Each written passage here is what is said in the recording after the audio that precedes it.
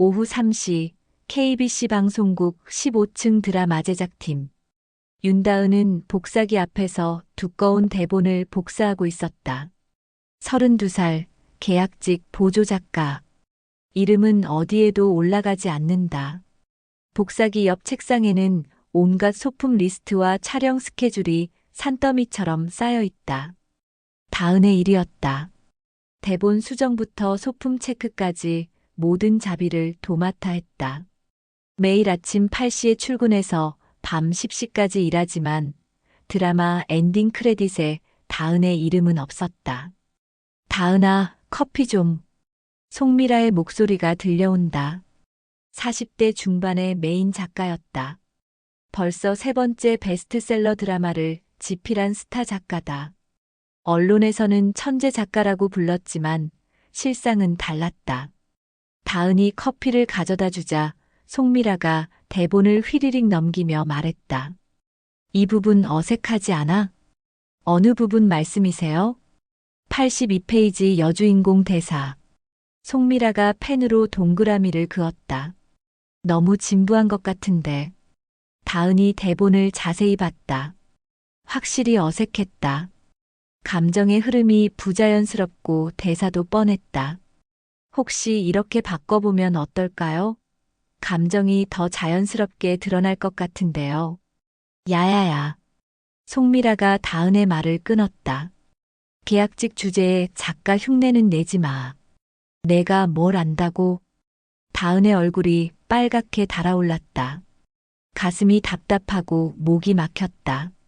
하지만 아무 말도 할 수 없었다. 월급을 받는 입장이니까. 계약 갱신을 생각하면 더욱 그랬다. 그냥 메모 정리나 해. 송미라가 손을 휘저었다. 작가는 영감이 있어야 하는 거야. 너처럼 기계적으로 하는 게 아니라. 다은은 고개를 숙이고 자리로 돌아왔다. 가슴이 꽉 막힌 것 같았다. 2년 동안 이런 말을 수없이 들어왔다.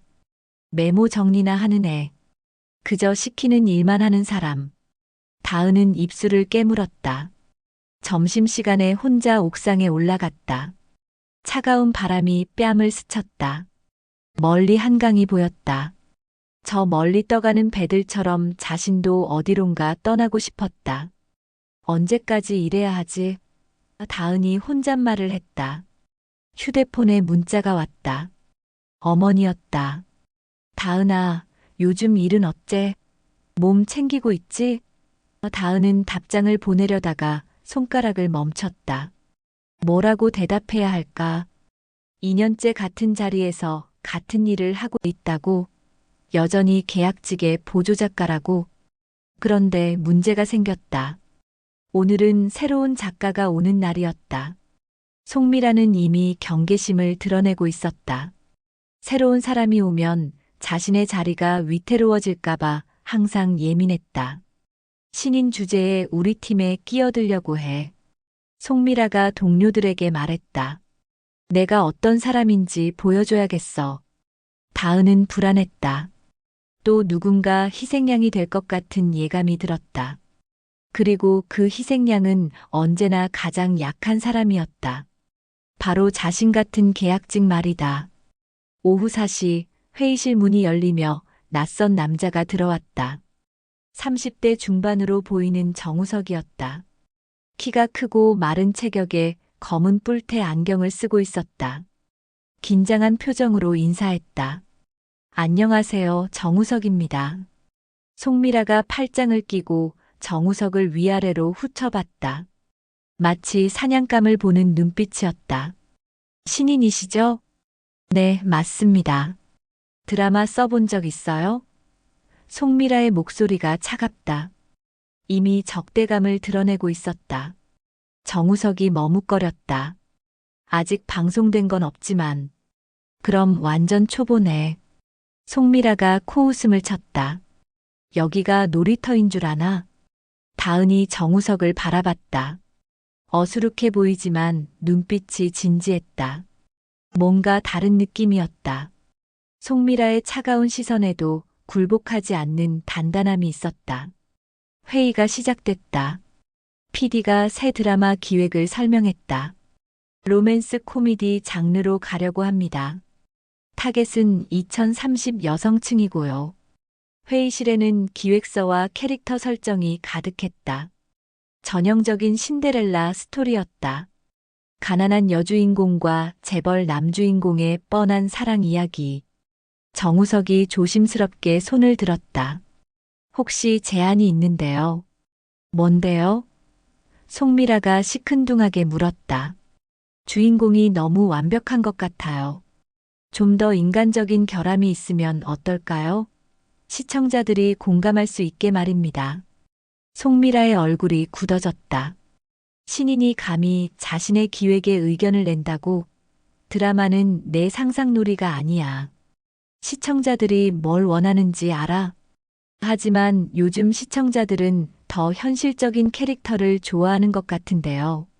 신인이 뭘 안다고 조언해?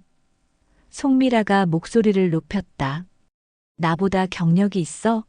시청률 30% 찍어본 적 있어? 정우석이 입을 다물었다. 회의실 분위기가 얼어붙었다.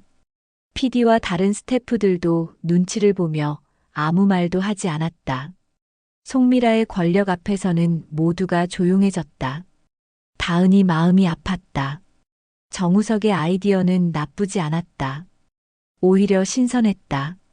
하지만 송미라 앞에서는 누구도 다른 의견을 낼 수 없었다. 회의가 끝난 후 다은이 정우석에게 다가갔다. 괜찮으세요? 네, 괜찮아요. 정우석이 쓴웃음을 지었다. 아까 아이디어 좋았어요. 다은이 속삭였다. 송미라 씨가 좀 예민하거든요. 정우석의 눈이 반짝였다. 정말요? 저만 그렇게 생각하는 게 아니었군요. 네, 저도 그렇게 생각했어요. 요즘 드라마는 너무 뻔해요. 둘은 카페테리아에서 이야기를 나눴다. 정우석은 생각보다 깊이 있는 관점을 가지고 있었다. 드라마에 대한 철학도 있었고 캐릭터를 바라보는 시각도 남달랐다. 드라마가 단순히 재미만 주면 되는 건 아니잖아요. 정우석이 말했다. 사람들 마음을 움직여야죠. 진짜 감동을 줘야 하고요. 다은이 고개를 끄덕였다. 맞아요. 진짜 공감할 수 있는 이야기 말이에요. 그때부터 다은은 정우석을 도와주기 시작했다. 송미라가 모르게 조용히 말이다. 한 달이 지났다. 새 드라마의 시청률이 기대만큼 나오지 않았다. 첫 방송 시청률 8%, 두 번째 방송은 7.2%로 더 떨어졌다. 송미라의 얼굴이 점점 어두워졌다. 이게 뭐야? 송미라가 대본을 책상에 내던졌다. 스토리가 왜 이렇게 엉성해? PD가 난처한 표정을 지었다. 시청자 반응을 보니 캐릭터가 매력이 없다고 하네요. 너무 뻔하다는 의견이 많고요. 송미라의 눈이 번뜩였다. 뭔가 핑계거리가 필요했다. 시청률 실패의 책임을 누군가에게 떠넘겨야 했다. 그때 다은이 수정된 대본을 들고 들어왔다. 송미라 씨, 수정된 대본 가져왔어요. 송미라가 대본을 받아들고 휙휙 넘겨봤다. 그러더니 갑자기 소리쳤다. 마치 오늘을 기다렸다는 듯이 말이다. 이게 뭐야? 대사가 완전히 바뀌어 있잖아. 다은이 당황했다. 어떤 부분이요? 말씀해 주신 대로 수정했는데요. 43페이지부터 끝까지 다 다르잖아. 송미라가 화를 냈다. 내가 쓴 대로 하지 않고 마음대로 바꿨어? 다은이 대본을 확인해 봤다. 분명히 송미라가 수정 지시한 대로 했는데 빨간 펜으로 직접 표시해 준 부분들을 그대로 반영했다. 제가 받은 지시대로 했는데요. 여기 빨간 펜으로 표시해 주신 부분들 말이에요. 거짓말 하지 마. 송미라가 주먹으로 책상을 쳤다. 이 보조 작가 때문에 대본이 엉망이 됐어. 주변 스태프들이 하나둘 모여들었다. 다은의 얼굴이 새하얗게 질렸다. 갑작스러운 상황에 머리가 하얘졌다. PD가 중재하려 했다. 일단 차근차근 확인해보죠. 뭘 확인해요? 송미라가 소리쳤다. 명백한 실수잖아요. 계약직은 역시 책임감이 없어.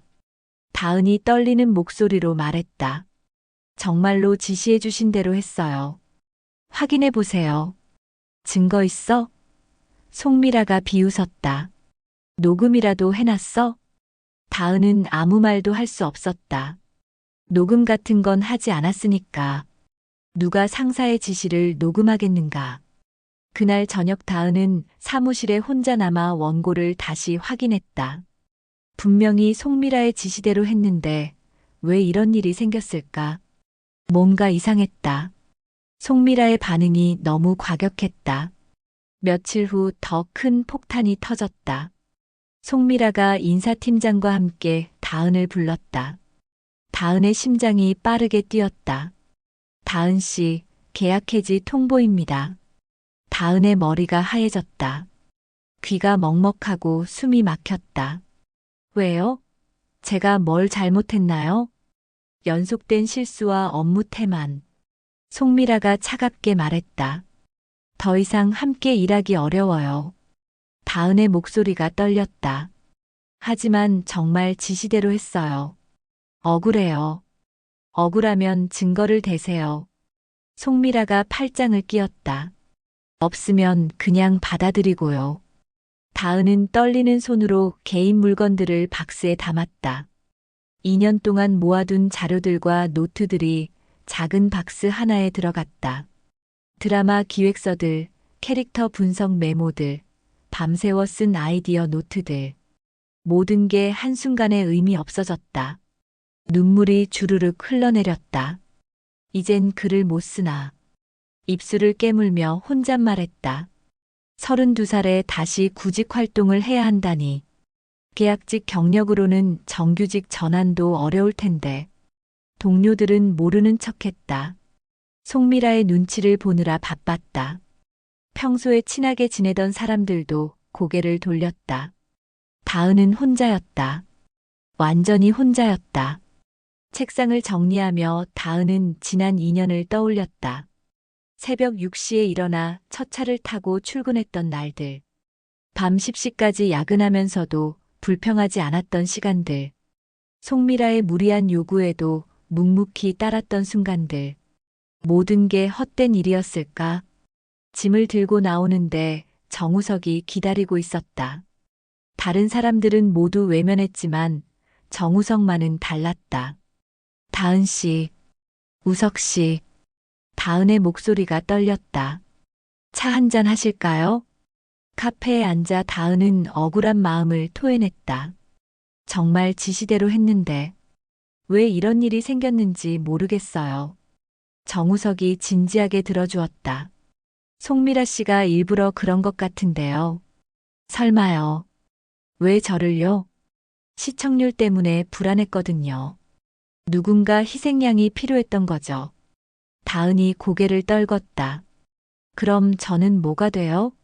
2년 동안 열심히 했는데. 다은 씨는 잘못이 없어요. 정우석이 단호하게 말했다. 정우석이 잠시 망설이더니 가방에서 두꺼운 원고 뭉치를 꺼냈다. 300페이지가 넘어 보이는 방대한 분량이었다. 제가 쓴 겁니다. 다은이 원고를 받아들었다. 첫 페이지부터 흡입력이 있었다. 문체가 자연스럽고 캐릭터가 살아있었다. 와, 정말 잘 쓰셨네요. 정우석이 씁쓸하게 웃었다. 하지만 제 이름으론 낼 수 없었죠. 당신이 봐주세요. 무슨 말씀이세요? 당신이 없으면 이 원고는 완성될 수 없어요. 정우석이 진심 어린 눈빛으로 말했다. 믿어주는 사람이 필요하거든요. 다은의 가슴이 뭉클해졌다. 누군가 자신을 인정해주다니. 2년 동안 들어보지 못했던 말이었다. 함께 해주실 거죠? 정우석이 물었다. 다은이 고개를 끄덕였다. 포기할 수는 없었다. 아직 끝나지 않았다. 일주일 후 KBC 대표 회의실. 긴급 회의가 열렸다. 시청률 하락으로 새로운 대책이 필요했다. 회의실에는 대표를 비롯해 편성팀장, PD, 그리고 송미라가 앉아 있었다. 송미라가 자신있게 USB를 꺼냈다. 마치 모든 걸 준비한 듯한 여유로운 표정이었다. 새로운 대본을 준비했습니다. 그래요? 어떤 내용인가요? 대표가 물었다. 훨씬 탄탄한 스토리라인이죠. 캐릭터도 매력적이고요. 송미라가 득이양양하게 말했다. 송미라가 프로젝터에 대본을 띄웠다. 첫 장면부터 임팩트가 있었다. 기존 대본과는 완전히 달랐다. 캐릭터가 입체적이고 대사도 자연스러웠다. 오, 이거 괜찮은데요? PD가 눈을 빛냈다. 역시 송미라 작가님이네요. 편성팀장이 박수쳤다. 이 정도면 시청률 회복 가능하겠어요. 송미라의 입꼬리가 올라갔다. 감사합니다. 밤새워 쓴 보람이 있네요. 그때 회의실 문이 열렸다.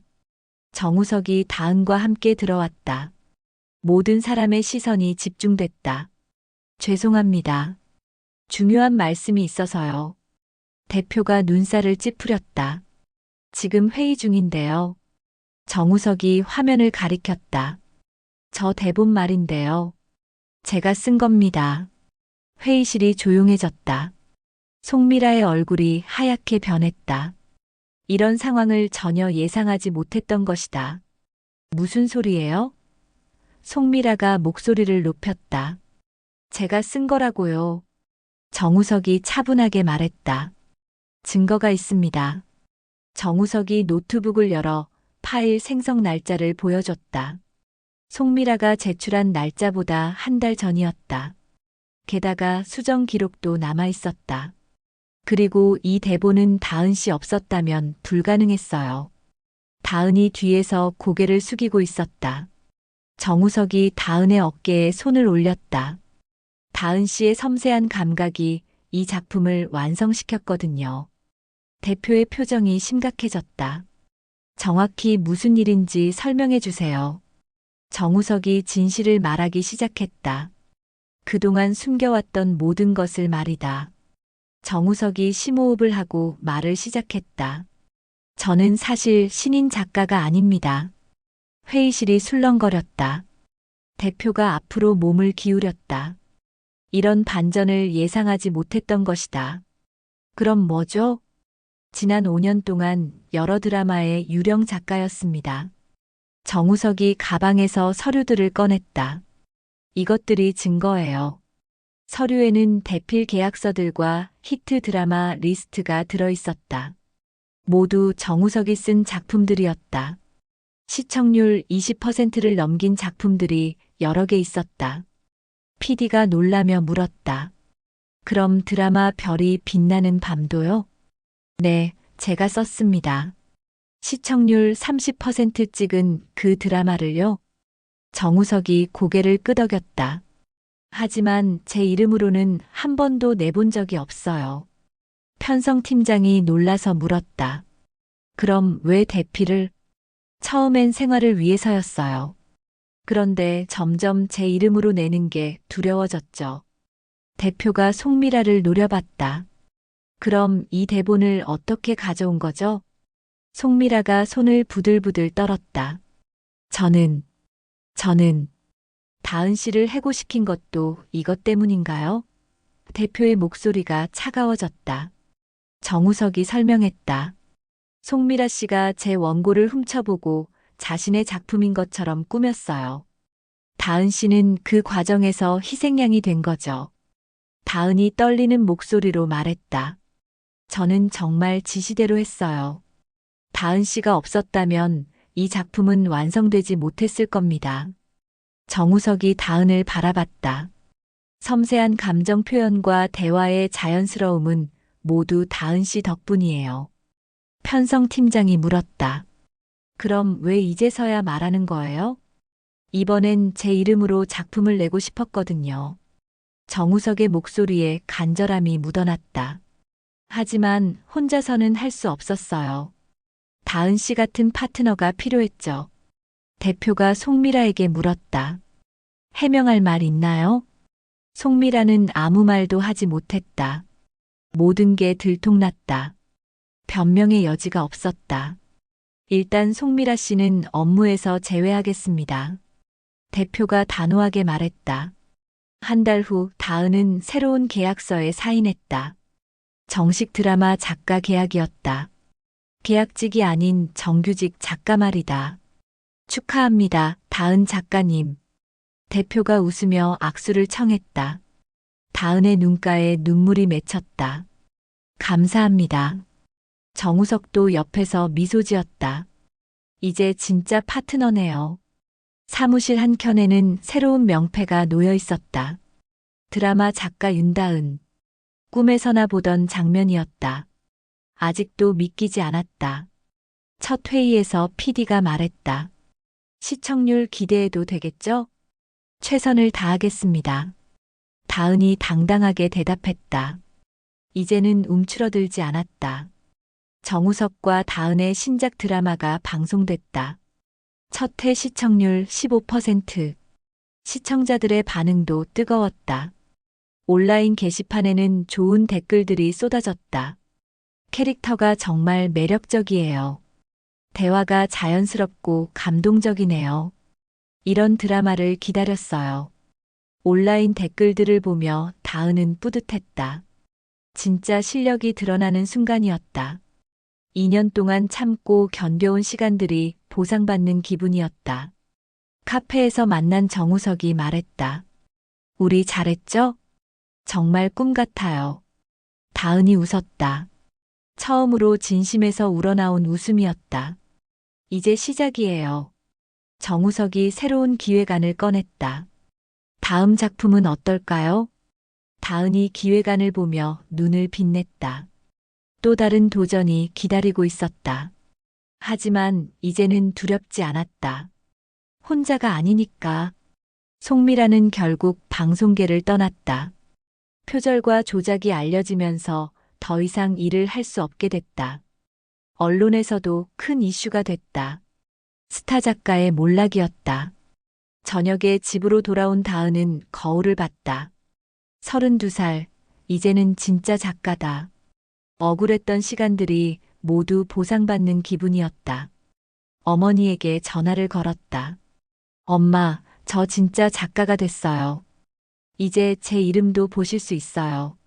정말, 우리 딸 대단하다. 어머니의 기쁜 목소리를 들으며 다은은 눈물을 흘렸다. 기쁨의 눈물이었다.